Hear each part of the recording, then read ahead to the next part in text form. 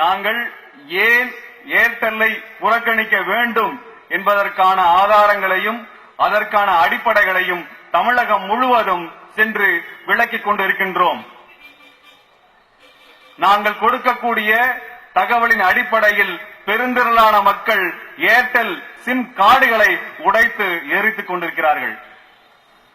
இந்த நெல்லை மாநகரத்திலே எங்களுடைய பிரச்சாரத்தை ஆரம்பித்தோம். இந்த ஏர்டெலுக்கு எதிரான அந்த போராட்டத்தை இன்று பொதுக்கூட்டம் வழியாக நெல்லையிலே மீண்டும் துவக்கி இருக்கின்றோம். எதுக்காக ஏர்டெல்ல நம்ம எதுக்கணும்? எங்களுக்கும் ஏர்டெலுக்கும் ஏதேனும் பிரச்சனையா?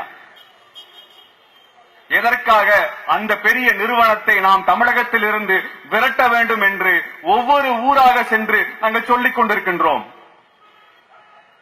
அடிப்படை ஒன்றுதான். ஏர்டெல் நிறுவனம் தமிழினத்திற்கு எதிரான வேலைகளை தொடர்ந்து செய்து வந்து கொண்டிருக்கின்றது. 2007 ராஜபக்சேவுடன் அவர்கள் ஒரு ஒப்பந்தம் போடுகிறார்கள். இலங்கையிலே தனது செல்பேசி சேவையை ஏர்டெல் நிறுவனம் ஆரம்பிப்பதற்கான ஒப்பந்தம். இதில் என்னையா தவறு என்று கேட்டீர்களானால், அப்படிப்பட்ட ஒப்பந்தத்தை டாடாவிற்கும் தரவில்லை, பிஎஸ்என்எல்லிற்கும் தரவில்லை, ஏன் ரிலையன்ஸிற்கும் அவர்கள் தரவில்லை, ஏர்டெலுக்கு மட்டுமே கொடுத்தார்கள். அதன் அடிப்படை காரணம் என்ன என்று ஆராய்ந்து பார்த்தால் அடுக்கடுக்காய் வருகிறது சதித்திட்டங்கள். ஒரு செய்தி சொல்லப்பட்டது, ராஜபக்சே தமிழர்களுக்கு மீதான அந்த இனவெறி போரை நடத்துவதற்கு உதவியாக 1800 கோடி ரூபாயை இந்த நிறுவனம் ராஜபக்ச அரசாங்கிற்கு வழங்கியிருக்கிறது என்கின்ற ஒரு செய்தியும் வந்திருந்தது. அதையும் நாங்கள் கவனித்துக் கொண்டிருந்தோம் போர் நடந்த காலத்திலே. அதற்கு பிறகு எதற்காக ஏர்டெல்லிற்கு மட்டும் இந்த அனுமதி என்று பார்த்த பொழுது பிறகு தெரிகிறது என்ன வகையான சதி வேலைகள் பின்னப்பட்டிருந்தன என்பதை. அதை மக்கள் மன்றத்திலே நாங்கள் வைக்க விரும்புகின்றோம். தமிழர்களே, சிங்களன் புத்திசாலியாக செயல்பட்டான். தமிழினத்தை அழிக்கும் அந்த போரிலே இந்திய அரசாங்கத்தை மட்டுமே நம்பிக்கொண்டு செயல்பட முடியாது. ஒட்டு மொத்த இனத்தையும் அழிக்க வேண்டும் என்றால் மற்ற நாடுகளையும் தன் துணைக்கு சேர்க்க வேண்டும். அந்த நாடுகளின் துணையோடு அந்த போரை நடத்த வேண்டும் என்று முடிவு செய்து சீனத்தை உள்ளே வர வேண்டும் என்று முடிவு செய்கின்றான். சீனாவின் உளவுத்துறையை இலங்கைக்குள்ளே அனுமதித்தால் இந்தியா எதிர்க்கும் என்று தெரிந்து புரிந்து அதற்கான திட்டமாய்த்தான் ஏர்டெல்லை உள்ளே வர வைக்கிறான். இங்கு சீன உளவுத்துறைக்கும் ஏர்டெல்லுக்கும் என்னையா சம்பந்தம் என்று நீங்கள் கேட்பீர்கள். தொடர்களே ஒன்று புரிந்து கொள்ளுங்கள். ஏர்டெல் நிறுவனம் இந்திய நிறுவனம் அல்ல, முழுமையான இந்திய நிறுவனமும் அல்ல. அதில் 35% சிங்கப்பூர் டெலிகாம் என்கின்ற நிறுவனத்திற்கு சொந்தம். அந்த நிறுவனம் சீன அரசாங்கத்தின் கட்டுப்பாட்டிலே அதனுடைய சொல்லுக்கு கட்டுப்பட்டு நடக்கக்கூடிய ஒரு நிறுவனம். இந்த ஏர்டெல் நிறுவனத்தில் நீங்க பாத்தீங்கன்னா டவர் எல்லாம் வைப்பாங்க. ஒவ்வொரு இடத்துல டவர் வைக்கிறாங்க, அதுக்குன்னு ஒரு சாப்ட்வேர் போடுறாங்க, அதுக்குன்னு மென்பொருள் போடுறாங்க. இந்த பொருளை எல்லாம் தயாரித்து தருவது குவாவி என்கின்ற ஒரு நிறுவனம். அது சீன உளவுத்துறையால் நடத்தப்படக்கூடிய ஒரு நிறுவனம். இந்த குவாவி என்கின்ற நிறுவனம் உலகத்தின் பல்வேறு பகுதிகளில் தடை செய்யப்பட்ட நிறுவனம். அந்த நாட்டிலே அவர்கள் வியாபாரம் செய்யக்கூடாது என்று தடை செய்யப்பட்ட நிறுவனம். ஏனென்றால் அங்கே உளவு செய்திகளை சேகரித்து தனது நாட்டிற்கு அனுப்பி கொண்டிருக்கக்கூடிய நிறுவனம் அது. அது இந்தியாவிலும் செயல்பட்டது. தாலிபான்கள் விமானத்தை கடத்திய பொழுது குவாவி நிறுவனத்தைச் சேர்ந்த 20 பொறியாளர்கள் பெங்களூரு நகரத்தில் வேலை செய்தவர்கள் ஆப்கானிஸ்தான் சென்று தாலிபானுக்கு உதவி செய்து கொண்டிருந்தார்கள். இது அத்வானி உட்பட கண்டித்திருந்தார்கள்.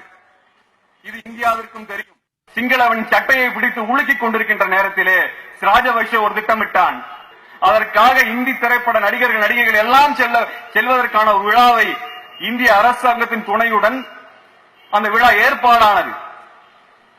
அந்த விழாவை எதிர்த்து நாங்கள் போராட்டம் நடத்த ஆரம்பித்தோம். அதற்கு எதிரான கட்டுரைகளை வெளியிட்டோம். இந்த அடிப்படையில் அமிதாப் பச்சன் உட்பட அனைத்து வீடுகளில் கமலஹாசன் உட்பட அனைவரின் எதிரிலும் நாங்கள் போராட்டங்களை நடத்த வேண்டிய கட்டாயத்துக்கு தள்ளப்பட்டோம். இந்த விழா எதற்காக நடத்தப்பட்டது என்றால், இலங்கை அரசாங்கம் அதன் பொருளாதார நெருக்கடியில் இருந்து தப்பிப்பதற்காக இந்திய தொழில் அதிபர்களை அங்கே கொண்டு கூட்டிச் சென்று அங்கே வைத்து அவர்களுக்கு முதலீடு செய்ய வைத்து இலங்கை அரசாங்கத்தை பொருளாதார நெருக்கடியில் இருந்து காப்பாற்றுவதன் மூலமாக உலக அரசாங்கங்கள் இலங்கை அரசுக்கு கொடுக்கப்பட்ட அந்த பொருளாதார நெருக்கடியில் இருந்து காப்பாற்றி தாங்கள் இனப்படுகொலை செய்யவில்லை என்கின்ற வாதத்தை வைப்பதற்காக இந்த விழா நடத்தப்பட்டது. இதற்கு அடிப்படையில் இருந்த நிறுவனம் இந்திய தொழில் வர்த்தக கூட்டமைப்பு என்கின்ற நிறுவனம், FICCI என்கின்ற நிறுவனம், இந்தியாவினுடைய மிகப்பெரிய தொழில் கூட்டமைப்பு. அது அந்த கூட்டமைப்பிலே சென்று எங்கள் எதிர்ப்பை தெரிவித்தோம். நீங்க தமிழர்களுக்கு எதிராக செயல்படுகிறீர்கள் என்பது மட்டுமல்ல, மனித நேயத்திற்கு எதிராகவே செயல்படுகிறீர்கள். ஒரு இனப்படுகொலைக்காரனுடன், ஒரு போர் குற்றவாளியுடன் எப்படி நீங்கள் வியாபாரம் செய்ய முடியும்? அது எந்த வகையில் நேர்மையானது என்று கேட்டோம். நீங்கள் இன்று ராஜபக்சேவோடு செய்வீர்கள், நாளை தாலிபானுடன் செல்வீர்கள், நாசி என்கின்ற ஹிட்லர் மறுபடியும் வந்தால் அவனுடன் வியாபாரத்திற்காக செல்வீர்கள். உனக்கு ஏதையா நியாயம் என்கின்ற அடிப்படையில கேட்டோம். பிறகுதான் எங்களுக்கு ஒரு உண்மை தெரிந்தது. அந்த நிறுவனத்தின் தலைவன் ராஜன் பாரதி மித்தல் என்பவர். யார் இந்த ராஜன் பாரதி மித்தல் என்று பார்த்தால் தெரிகிறது, இந்த ராஜன் பாரதி மித்தல் தான் நிறுவனர் தலைவர் ஏர்டெல் நிறுவனத்திற்கு. இவரும் இவர் சகோதரரும் சேர்ந்து உருவாக்கியதுதான் ஏர்டெல் நிறுவனம். இது ஏர்டெல் நிறுவனம் FICC என்கின்ற போர்வையில மறுபடியும் தமிழின படுகொலையை மறைப்பதற்கான வேலையை செய்தது. ஐயா, மிக நேர்மையுடன் நாங்கள் கடிதங்கள் எழுதினோம், எங்கள் எதிர்ப்பை தெரிவித்தோம், கடிதங்களை நேரே சென்று கொண்டு கொடுத்தோம், மின்னஞ்சல் மூலமாக செலுத்தினோம். எதற்கும் பதில் வரவில்லை. என்ன திமிர் இவர்களுக்கு? ஏர்டெல் நிறுவனம் சம்பாதிக்கக்கூடிய பணம் பெருமளவு தமிழகத்திலிருந்தே போய் கொண்டிருக்கிறது. தமிழர்களே, 1.5 கோடி வாடிக்கையாளர்களை தமிழகம் கொடுத்திருக்கிறது. வெறும் 10 லட்சம் வாடிக்கையாளர், சிங்கள வாடிக்கையாளனுக்காக 1.5 லட்சம் தமிழர்களை அழித்து ஒழிப்பதற்கு மட்டுமல்ல, அதற்காக பணத்தை 1.5 கோடி தமிழர்களிடத்தில் வாங்கிக் கொண்டிருக்கின்றது ஏர்டெல் நிறுவனம். தமிழனை ஏமாளியா, கோமாளியா? இதை தட்டி கேட்க யாரும் இல்லையா? இதற்கு பிறகும் ஏர்டெல்லை தமிழன் சுமப்பானா? தூக்கி எறிங்கள் ஏர்டெல் என்று நாங்கள் போராட்டத்தை ஆரம்பித்தோம். தமிழர்களே, போகின்ற இடங்களில் எல்லாம் ஏர்டெல் சிம் கார்டுகளை தூக்கி எறிகிறார்கள். நீங்கள் தயாரா? நீங்கள் தயாரா? இதற்கு பிறகும் தமிழனுக்கு எதிராக செயல்பட்டுக் கொண்டிருக்கின்ற ஏர்டெல்லை தமிழகத்தில் விட்டு வைக்க வேண்டுமா? நாம் கேட்ட நியாயமான போராட்டத்திற்கு இதுவரை பதில் சொல்லாத ஏர்டெல் நிறுவனத்தை தமிழகத்திலிருந்து விரட்டுவதுதான் தமிழனுக்கு மானம். தமிழின் வீரம் அங்குதான் இருக்கும். இதற்கு பிறகு உங்களிடத்தில் பணம் வாங்கி உங்களுக்கு எதிராக செயல்படாது இந்த ஏர்டெல் நிறுவனம் என்பதற்கு என்ன அத்தாட்சி? இதற்காகத்தான் ஏர்டெல் நிறுவனத்தை தமிழகத்திலிருந்து விரட்ட வேண்டும் என்கின்ற ஜனநாயக முறைப்படி ஒவ்வொரு ஊராக சென்று நாங்கள் எங்களது போராட்டத்தை நடத்தி கொண்டிருக்கின்றோம். இந்த திருநெல்வேலி நகரம் ஏர்டெல் இல்லாத நகரமாக மாற வேண்டும். ஏனென்றால் இங்கேதான் பொருளாதார புறக்கணிப்பு என்ற ஒரு யுக்தியை, ஒரு வரலாற்று யுக்தியை வஉசி அவர்கள் எடுத்தார்கள்.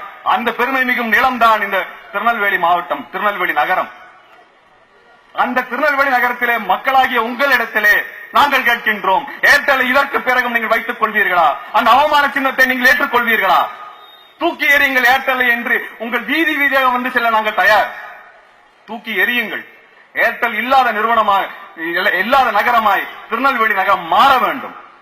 உங்களுக்கு என்ன ஆதாரம் வேண்டும் கொடுக்க நாங்கள் தயார். ஆதாரங்கள் இல்லாமல் நாங்கள் இங்கு நிற்கவில்லை. 1.5 வருடங்கள் கவனித்திருந்தோம். தனது போக்கை ஏர்டெல் நிறுவனம் மாற்றிக்கொள்ளவில்லை. நமது போராட்டத்திற்கு பதிலும் சொல்லவில்லை. 1.5 கோடி தமிழன் ஏர்டெல்லுக்கு பணத்தை கொட்டி கொடுத்துக் கொண்டிருக்கின்றான். நமக்கு ரோஷம் இல்லையா? மானம் இல்லையா? வீரம் இல்லையா? இதற்கு பிறகும் ஏர்டெல் நமக்கு தேவையா? இதற்காகத்தான் சொல்கிறோம் தமிழர்களை, இதற்கு பிறகும் அந்த அவமான சின்னத்தை உங்களிடத்திலே தூக்கி சுமக்காதீர்கள், தூக்கி எறியுங்கள் ஏர்டெல்லை என்கின்ற கோரிக்கையோடு இந்த போராட்டத்தை நாங்கள் இங்கே மக்கள் மத்தியில் வைத்திருக்கின்றோம். தமிழக படுகொலை செய்த அந்த அக்கிரமக்காரர்களை விரட்டுவோம். இந்த ஏர்டெல்